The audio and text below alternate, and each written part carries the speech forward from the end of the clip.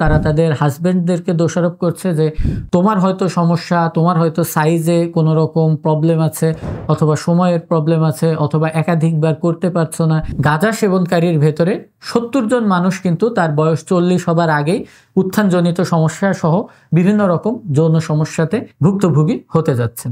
যেই রসটি কিনা আমাদের ব্রেন থেকে এসে আমাদের কিডনি এবং অন্ডকোষের উপরে কাজ করে আমাদের যৌন শক্তিকে বৃদ্ধি করে। একটা ভয়ঙ্কর বিষয় নিয়ে আজকে আপনাদের সামনে ভিডিও নিয়ে এসেছি আমি, doctor Asif Anwar, resident PG হাসপাতালের।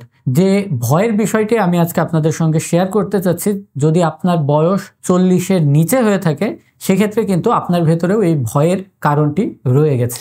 1999 সালের একটি গবেষণাতে দেখা গেছে যে যাদের বয়স, পুরুষ মানুষদের 40-এর নিচে, তাদের ভেতরে যৌন উত্তেজক, ওয়ান টাইম ঔষধ অথবা উত্থানজনিত সমস্যা সমাধানের ঔষধ বিক্রির বা কেনার যে একটা প্রবণতা, সেটা ছিল শুধুমাত্র 5%। কিন্তু বর্তমানে দেখা গেছে যে রিসেন্ট একটা স্টাডি, যেটা কিনা 2020 সালের আশপাশের কিছু মানুষদের থেকে নিয়ে স্টাডি করা হয়েছে, সেখানে কিন্তু এই সমস্যাটা বহুগুণে বৃদ্ধি পেয়ে গেছে। এখানে অলমোস্ট 34% পুরুষ মানুষ যাদের বয়স 40-এর কিনা নিচে, তাদের ভেতরে কিন্তু এই উত্থানজনিত সমস্যা এবং এই সমস্যার জন্যে ওয়ান টাইম ওষুধ কিনে খাওয়া, এই জাতীয় প্রবণতাগুলো দেখা গেছে, যেটা কিন্তু খুবই মারাত্মক হারে বৃদ্ধি পেয়েছে। অর্থাৎ 5% থেকে এটাকে যদি আমরা 40%-এর কাছাকাছি ধরি, সেক্ষেত্রে কিন্তু 8 গুণ বৃদ্ধি পেয়েছে মাত্র 20 বছরের ব্যবধানে। তো এই যে একটা ভয়ঙ্করভাবে গোপনীয় রোগ সমাজের ভেতরে মহামারী আকারে ধারণ করছে, এর পেছনে কিন্তু সবথেকে বড় কারণ হিসেবে দেখানো হয়েছে যে খুব সহজলভ্য পর্নোগ্রাফি। এই পর্নোগ্রাফির অতিরিক্ত ব্যবহার কিন্তু আমাদের মস্তিষ্ককে বিকৃত করে ফেলছে, আমাদের যৌন চাহিদাকে বিকৃত করে ফেলছে, যার কারণে কিন্তু ভয়ঙ্করভাবে এই রোগটি আমাদের খুব অল্প বয়সের যুবকদের ভেতরে দেখা দিচ্ছে। তো যদি পুরো পৃথিবীর একটা চিত্র আপনাদের সামনে আমি তুলে ধরতে চাই, তাহলে 1995 সালে কিন্তু এই উত্থানজনিত সমস্যার রোগী সারা দুনিয়াতে আনুমানিক 152 মিলিয়নের মতো ছিল, যেটা কিনা 2025 সালে এসে দাঁড়িয়েছে অলমোস্ট 322 মিলিয়নের মতো। তো এই যে রোগীর সংখ্যা দিন দিন বৃদ্ধি পাচ্ছে, মানুষের ভেতরে অক্ষমতা বৃদ্ধি পাচ্ছে, এটার কারণ হচ্ছে আমাদের ভেতরে যে মোবাইল ফোনের অতিরিক্ত ব্যবহার এবং ফেসবুক, ইনস্টাগ্রাম বা ইউটিউব এবং পর্নোগ্রাফির ওয়েবসাইটগুলোর ব্যবহার বৃদ্ধি পাওয়া।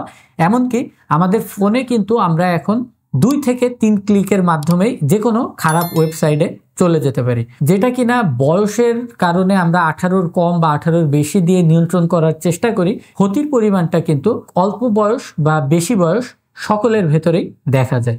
বিশেষ করে চায়নার রিসেন্ট একটা গবেষণাতে দেখা গেছে, অল্প বয়সে যদি কেউ পর্নোগ্রাফি দেখে এবং অতিরিক্ত পরিমাণে হস্তমৈথুন করে, তাদের ভেতরে কিন্তু শুক্রাণুর যে মৃত্যুহার, এই মৃত্যুহারটা অনেক বেশি পরিমাণে বেড়ে যায়। তো এই ভয় থেকে আপনাদেরকে কিভাবে উদ্ধার করা যাবে এবং আপনার ভেতরে যদি এর কোনো রকম লক্ষণ থেকে থাকে, সেক্ষেত্রে এটা কি কারণে হচ্ছে, এর কি সমাধান, এই বিষয় নিয়ে বিস্তারিত আমি আলোচনা করব। একটু ধৈর্য ধরে সময় লাগবে, শেষ পর্যন্ত ভিডিওটি দেখবেন। উত্থানজনিত যে সকল রোগীরা আমাদের চেম্বারে আসে, তাদেরকে আমরা সাধারণত 2টি ভাগে ভাগ করি। এর ভেতরে প্রথম ভাগটি হচ্ছে যাদের ক্ষেত্রে ফিজিওলজিক্যাল ইরেকটাইল ডিসফাংশন থাকে, এবং দ্বিতীয় ভাগটি হচ্ছে যাদের ভেতরে সাইকোলজিক্যাল ইরেকটাইল ডিসফাংশন থাকে। যাদের বয়স সাধারণত 40-এর কম, তাদের ক্ষেত্রে কিন্তু এই মনস্তাত্ত্বিক অক্ষমতাটা বেশি দেখা দেয়, তবে এই বয়সেও কিন্তু ফিজিওলজিক্যাল সমস্যা হতে পারে।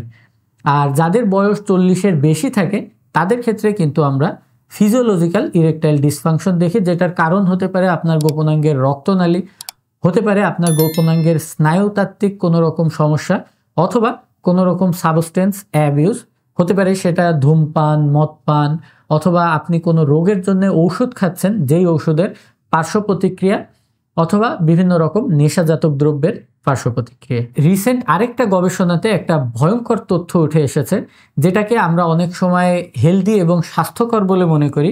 বাইসাইকেল বা মোটর সাইকেলে বেশি চলা, বিশেষ করে প্যাডেল করা বাইসাইকেলের ক্ষেত্রে, এই গবেষণাতে দেখা গেছে যদি কোনো ব্যক্তি সপ্তাহে 3 ঘন্টার বেশি বাইসাইকেল চালায়, সেক্ষেত্রে কিন্তু তার ঘন ঘন অন্ডকোষ এবং গোপনাঙ্গে প্যাডেল করবার কারণে আঘাত লাগে, যার ফলে কিন্তু তার ভেতরে রক্তনালী এবং স্নায়ুতাত্ত্বিক সমস্যা দেখা দিতে পারে। তবে এটা কিন্তু অনেক দীর্ঘদিন সময় লাগে, 5 বছর, 10 বছর বা 15 বছর পর্যন্ত যদি আপনি এভাবে 3 ঘন্টার বেশি সপ্তাহে বাইসাইকেল চালান। সেক্ষেত্রে যদি আপনার সিটটা বেশি শক্ত হয়, এখানে যদি ফোম বা কুশন দেয়া না থাকে, তবে কিন্তু আপনার ভেতরে একটা সুস্থ স্বাভাবিক মানুষ যে কিনা বাইসাইকেল চালায় না, তার থেকে আপনার ভেতরে এই সমস্যার সম্ভাবনাটা বেশি থাকতে পারে। যদি সংখ্যাতে প্রকাশ করতে হয়, তাহলে এই ঝুঁকিটি আপনার ভেতরে 13 থেকে 21% পর্যন্ত কিন্তু অন্য একজন স্বাভাবিক মানুষের থেকে বেশি দেখা দিতে পারে। এ কারণে যারা বাইসাইকেল বেশি চালাচ্ছেন তারা চেষ্টা করবেন কোনো নরম কুশন ব্যবহার করার এবং সপ্তাহে 3 ঘন্টার কম বাইসাইকেল চালানোর, অথবা যদি এর থেকে বেশি চালান তাহলে একটানা না চালিয়ে গ্যাপ দিয়ে দিয়ে চালানোর। এবার আসুন আরেকটি খুব কমন কারণ, যেটা কিনা শুধুমাত্র পুরুষ নয়, মহিলাদের ক্ষেত্রেও বর্তমান উঠতি বয়সের ক্ষেত্রে বেশি দেখা দিচ্ছে, সেটা হচ্ছে ধূমপানের অভ্যাস।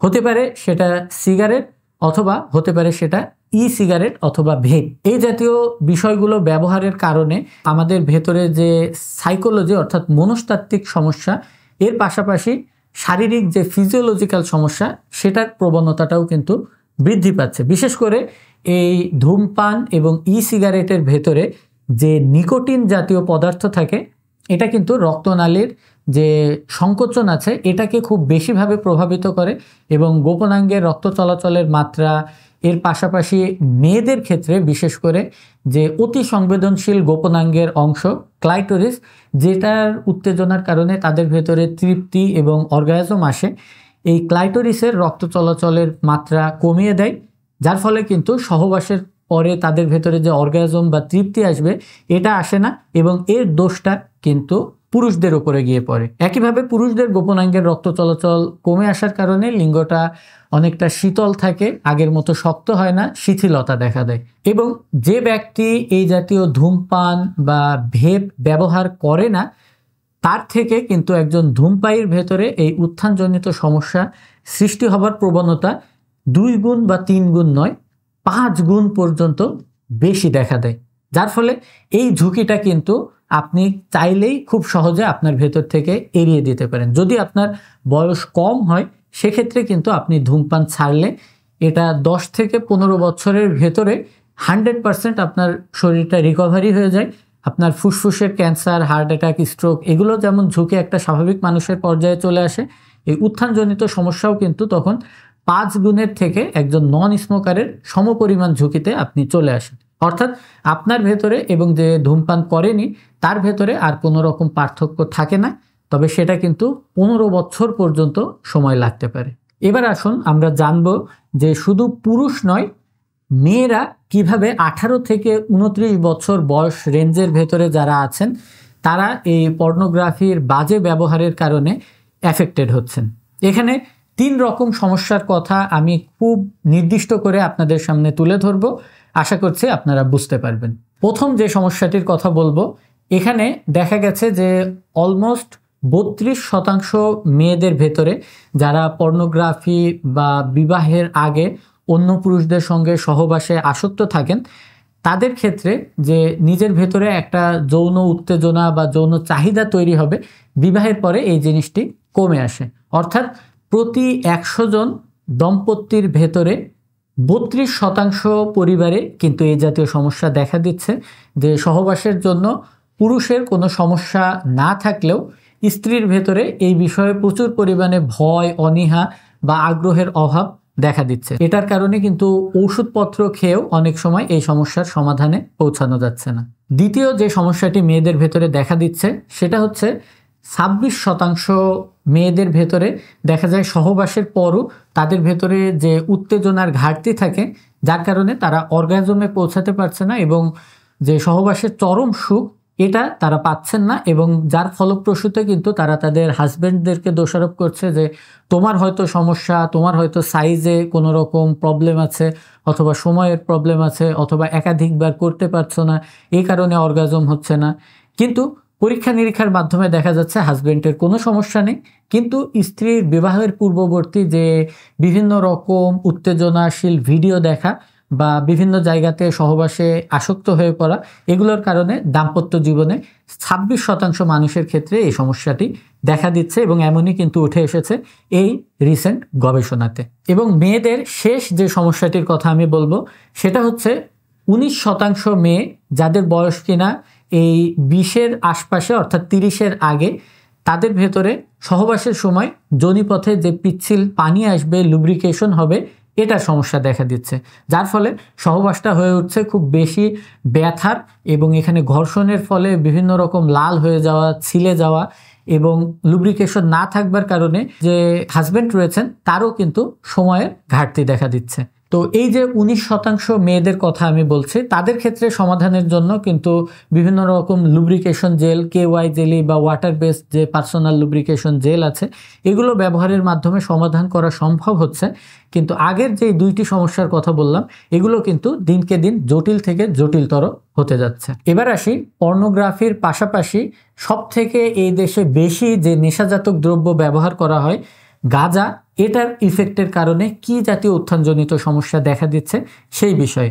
এই রিসেন্ট গবেষণাটাতে দেখা গেছে অলমোস্ট 70% মানুষ যারা গাঁজা সেবন করেন, সেটা হতে পারে রেগুলার বেসিসে অথবা গ্যাপ দিয়ে দিয়ে, তাদের ভেতরে কিন্তু এই উত্থানজনিত সমস্যাটি দেখা দিচ্ছে। অর্থাৎ প্রতি 100 জন গাঁজা সেবনকারীর ভেতরে 70 জন মানুষ কিন্তু তার বয়স 40 হবার আগেই উত্থানজনিত সমস্যা সহ বিভিন্ন রকম যৌন সমস্যাতে ভুক্তভোগী হতে যাচ্ছেন। হয়তোবা কারো ক্ষেত্রে এটা সেবনের কারণে আসছে না, তারা 30% গ্রুপের ভেতরে আছেন, কিন্তু বাকি 70%-এর ভেতরে কিন্তু রিসার্চে এই প্রমাণটি পাওয়া গেছে যে তাদের ভেতরে উত্থানজনিত সমস্যা এবং যৌন দুর্বলতা দেখা দিচ্ছে। এই গবেষণাটাতে গাঁজার ভেতরে যে অ্যাক্টিভ একটি কম্পোনেন্ট থাকে THC, ট্রাইহাইড্রক্সি ক্যানাবিনল, এই জিনিসটিকে কিন্তু তারা প্রধান দোষী করেছেন যে এটা আমাদের গোপনাঙ্গের যে রক্তনালী আছে এটাকে সংকুচিত করে ফেলে আমাদের ব্রেনের কিছু সিগন্যালিংয়ের মাধ্যমে, যেটা থ্যালামাস এবং হাইপোথ্যালামাস অংশে কাজ করে। তো যার কারণে কিন্তু মূলত এই উত্থানজনিত সমস্যাগুলো তৈরি হয়। তবে এটা একটা গুড নিউজ আছে যে গাঁজা সেবন যদি কেউ বন্ধ করে ফেলে তাহলে কিন্তু খুব অল্প দিনের ভেতরে এই সমস্যাটা থেকে সে আবার মুক্তি পেয়ে যেতে পারে, কারণ এর ইফেক্টগুলো বডিতে খুব বেশি লং লাস্টিং থাকে না, বিশেষ করে এই যৌন বিষয়গুলোর দিক থেকে। এখন আসুন আমরা সমাধানের দিকে আসি, যে এই গবেষণাতে কি কি সমাধানের কথা বলা হয়েছে। প্রথম সমাধানের বিষয়টি হচ্ছে কাঁচা খাবার দাবার বেশি খাবার অভ্যাস করা। অর্থাৎ এর ফলে আমাদের শরীরে যে দূষণ আছে এগুলোকে কিন্তু আমরা কমিয়ে আনতে পারি। এবং বিশেষ করে দেখা গেছে যাদের ভেতরে কাঁচা খাবার দাবার খাবার অভ্যাস কম, বিশেষ করে ফলমূল জাতীয় খাবারগুলো, আমরা পেয়ারা, বাতাবি লেবু, কুল বরই, তাদের ভেতরে কিন্তু এই যৌন সমস্যাগুলো বেশি দেখা দেয়। এবং যারা শুধুমাত্র গোশ অথবা এই জাতীয় রান্না করা খাবার দাবারের ভেতরে বেশি মনোনিবেশ করে, তাদের ক্ষেত্রেও কিন্তু এই উত্থানজনিত সমস্যাটা দেখা দিতে পারে। তো এই কারণে যদি আমরা একটা ব্যালেন্স ডায়েটের ভেতরে যেতে পারি, যেখানে কাঁচা খাবার দাবারও থাকবে এবং মাছ গোশও থাকবে, তাহলে কিন্তু আমরা এই সমস্যা থেকে নিজেদেরকে বের করে আনতে পারবো। এই গবেষণাতে কিন্তু কোন খাবার কতটুকু পরিমাণ খেলে আপনি এই সমস্যার সমাধান পাবেন সেই বিষয়েও কিছু দৃষ্টিপাত করেছে। বিশেষ করে আপনার লাইফস্টাইল মডিফিকেশনের পাশাপাশি আপনার ওজন যদি অ্যাভারেজে 70 কেজির আশপাশে হয়, সেক্ষেত্রে আপনি ফল খাবেন সারাদিনে অন্তত পক্ষে 250 থেকে 300 গ্রাম। এটা আপনি আপনার ব্যক্তিগত রুচি অনুযায়ী যে মৌসুমী ফল আপনার কাছে অ্যাভেলেবেল আছে, আপনি সেটা থেকেই কিন্তু পুষ্টিগুণ পেয়ে যাবেন। এবং এর পাশাপাশি আপনাকে বাদাম খেতে হবে অন্তত পক্ষে 25 থেকে 50 গ্রাম। এটা যে কোনো রকম বাদাম হতে পারে, আমাদের বাংলাদেশে যে চীনা বাদাম আছে সেটা হোক, বা আপনার যদি টাকা পয়সার সামর্থ্য থাকে সেক্ষেত্রে অ্যালমন্ড বা কাজু বাদাম, এই জাতীয় বাদাম যেটাই খাবেন আপনি 25 থেকে অন্তত পক্ষে 50 গ্রাম। এবং ভাত বা শস্য দানা জাতীয় যে সকল খাবার আছে, যেটাকে এই গবেষণার ভাষাতে হোল গ্রেন বা লিগিউমস বলছে, এই জিনিসটি কিন্তু কোনোভাবেই 400 গ্রামের বেশি একদিনে খাওয়া যাবে না।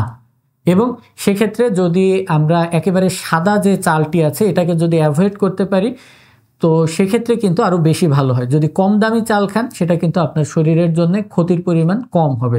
এবং এখানে আপনাকে একদিনে কতটুকু পরিমাণে শাকসবজি খেতে হবে এই বিষয়টিও কিন্তু এই গবেষণাতে নিশ্চিত করে দেওয়া হয়েছে।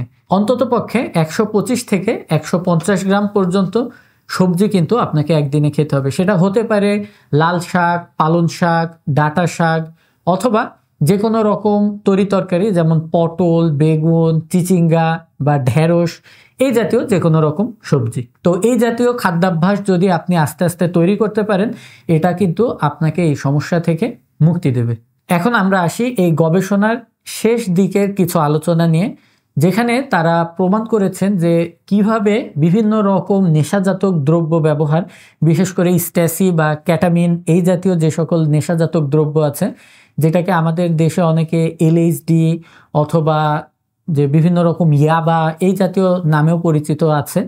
তো এই জিনিসটি ব্যবহারের ফলে আমাদের শরীরে দুইটি খুব গুরুত্বপূর্ণ রস, যার একটি হয়তো আপনারা অনেকেই চিনেন, টেস্টোস্টেরন বা পুরুষের যৌন রস বলা হয়, এবং দ্বিতীয় যে হরমোন রসটি এটাকে অনেকেই চিনেন না, গোনাডোট্রপিন রিলিজিং হরমোন বলা হয়, যেই রসটি কিনা আমাদের ব্রেন থেকে এসে আমাদের কিডনি এবং অন্ডকোষের উপরে কাজ করে আমাদের যৌন শক্তিকে বৃদ্ধি করে।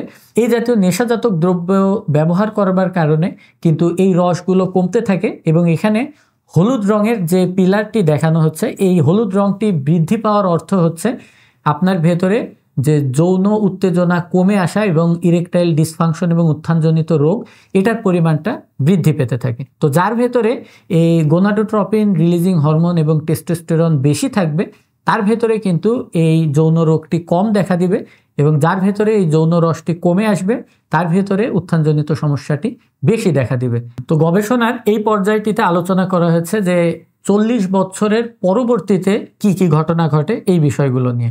এতক্ষণ পর্যন্ত আমরা জেনেছি যে বিষয়গুলো, এগুলো 40-এর নিচে পুরুষদের ক্ষেত্রে বা মেয়েদের ক্ষেত্রে আলোচনা করা হয়েছে। মেয়েদের যেমন মাসিক বন্ধ হয়ে গেলে যৌন রস কমে আসে, পুরুষদের ক্ষেত্রেও কিন্তু একজন 20 বছরের যুবকের সঙ্গে যদি একজন 70 বছরের কোনো ব্যক্তিকে তুলনা করা হয়, সেক্ষেত্রে কিন্তু 4 গুণ যৌন শক্তি কম থাকতে পারে। এবং 40 থেকে যে 70 বছর পর্যন্ত একটা বয়স রেঞ্জ রয়েছে, এখানে কিন্তু আস্তে আস্তে যৌন রসের ঘাটতি হওয়া শুরু হয়, এবং এটা 52% পর্যন্ত কিন্তু কমে আসতে পারে। এই কারণে যদি সচেতন হওয়া যায়, তাহলে এই যৌন রসের ঘাটতি কিন্তু ঠেকানো সম্ভব শুধুমাত্র খাওয়া দাওয়া, ঘুম এবং এক্সারসাইজের বিষয়ে সচেতন হবার মাধ্যমে। এখন আমরা আমাদের ভিডিওর সর্বশেষ যে টপিকটি, যে সাইকোলজিক্যাল ইডি অর্থাৎ মানসিক যে উত্থানজনিত সমস্যা, এটা কি কারণে হয় এবং এটার কি সমাধান হতে পারে, সেই বিষয় নিয়ে আলোচনা করব। এই ভিডিওর ছবিতে আপনারা দেখতে পাচ্ছেন যে ইরেকটাইল ডিসফাংশনের যে প্রধান দুইটি কারণ সাইকোলজিক্যাল, সেই দুইটিকে তুলে ধরা হয়েছে। এর ভেতরে একটি হচ্ছে উদ্বিগ্নতা এবং অপরটি হচ্ছে বিষণ্ণতা। এই দুইটি জিনিস যদি কারো ভেতরে একসাথে অবস্থান করে, সেক্ষেত্রে কিন্তু তার ভেতরে কর্টিসল নামক একটি ক্ষতিকারক রস বৃদ্ধি পায়, যেটা তার ভেতরে এই উত্থানজনিত সমস্যাগুলোকে বৃদ্ধি করতে থাকে, এবং এক পর্যায়ে গিয়ে কিন্তু পুরোপুরি রূপে উত্থান বন্ধ হয়ে যেতে পারে। এবং এই স্লাইডটিতে কিন্তু দেখানো হয়েছে যে কিভাবে 1990-এর দশক থেকে বর্তমান পর্যন্ত সাইকোলজিক্যাল যে ইরেকটাইল ডিসফাংশন আছে, এটি সময়ের সঙ্গে সঙ্গে ব্যাপকভাবে বৃদ্ধি পেতে পেতে 5% থেকে 34%-এ চলে এসেছে। তো আমাদের ভিডিওর সর্বশেষ যে উপসংহার, এই উপসংহারটি কিন্তু এই গবেষণার এই যে ফল, এটার থেকে আমরা পেয়েছি যে অনেক সময় দেখা যায় আমাদের অনলাইনে যে সকল যৌন উত্তেজনামূলক ভিডিও পাওয়া যায়, এগুলো যখন আমাদের বাস্তব জীবনে বাসর রাতের সঙ্গে মিল না থাকে, তখন আমাদের ভেতরে অটোমেটিক মনস্তাত্ত্বিক যৌন দুর্বলতা কিন্তু তৈরি হয়ে যায়। তো এই কারণে আজকের ভিডিওটি যদি আপনার কাছে ভালো লেগে থাকে, যদি আপনি শেষ পর্যন্ত ভিডিওটি দেখে থাকেন, অবশ্যই আপনার পরিচিত 2 থেকে 5 জনের কাছে ভিডিওটি শেয়ার করে দিন। যদি আপনি আপনার ফেসবুক টাইমলাইনে শেয়ার করতে লজ্জা পান, সেক্ষেত্রে তাদের কাছে হোয়াটসঅ্যাপে শেয়ারের মাধ্যমে তাদেরকে সচেতন হবার সুযোগ করে দিন। আজকের এই ভিডিওটি খুবই গবেষণা ভিত্তিক এবং গবেষণালব্ধ প্রমাণের উপরে তৈরি করা, যেখানে 100% অ্যাকুরেট ইনফরমেশন আপনাদের সামনে তুলে ধরা হয়েছে। যে কোনো রকম যৌন ভিডিও বা যৌন বিজ্ঞাপন দেখে অনলাইনে প্রতারিত হবেন না। আপনি কার কাছ থেকে চিকিৎসা নিচ্ছেন, কি চিকিৎসা নিচ্ছেন, এর কতটুকু বৈজ্ঞানিক ভিত্তি আছে, এগুলো নিজে জ্ঞান অর্জনের মাধ্যমে নিশ্চিত হন। আমি ডাক্তার আসিফ আনোয়ার, পিজি হাসপাতালের রেসিডেন্ট, আজকে বিদায় নিচ্ছি। আল্লাহ হাফেজ।